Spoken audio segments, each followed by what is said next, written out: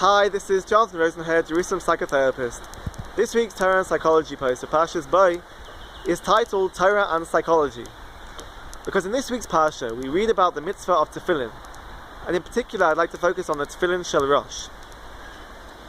Because the Ramban teaches us that the tefillin shel Rosh is placed over the area of our head, the area of our brain which is involved in memory.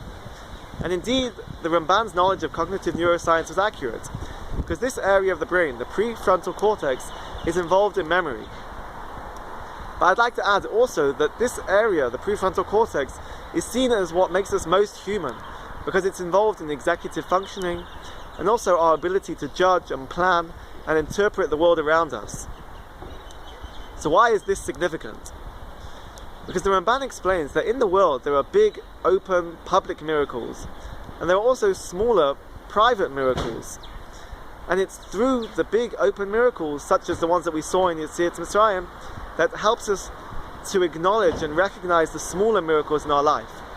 And this is where the prefrontal cortex comes in, because we place the tefillin over our prefrontal cortex, and through the parchments that we place in the tefillin that relate to the events of Yetziat Mitzrayim, this is a constant reminder to us of the big open miracles.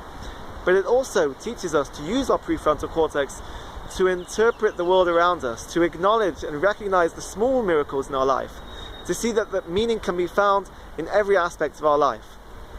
And this is why the Ramban says that belief in miracles, big and small, is a fundamental aspect of the Torah. It's a fundamental belief to interpret the world around us, to see that there is meaning in every aspect of our life. And this is primarily through the prefrontal cortex. And this idea is part of the Ramban's larger thesis of how meaning in the world and miracles are testimony to Hashem's existence in the world. And this is the marriage between Torah and psychology.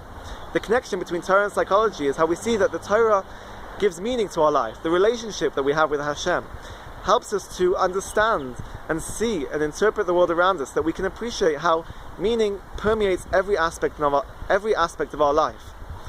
And this shows us that the idea of man's search for meaning is not just a psychological theory, but it's also a religious practice. I wish you a good Shabbos and keep well.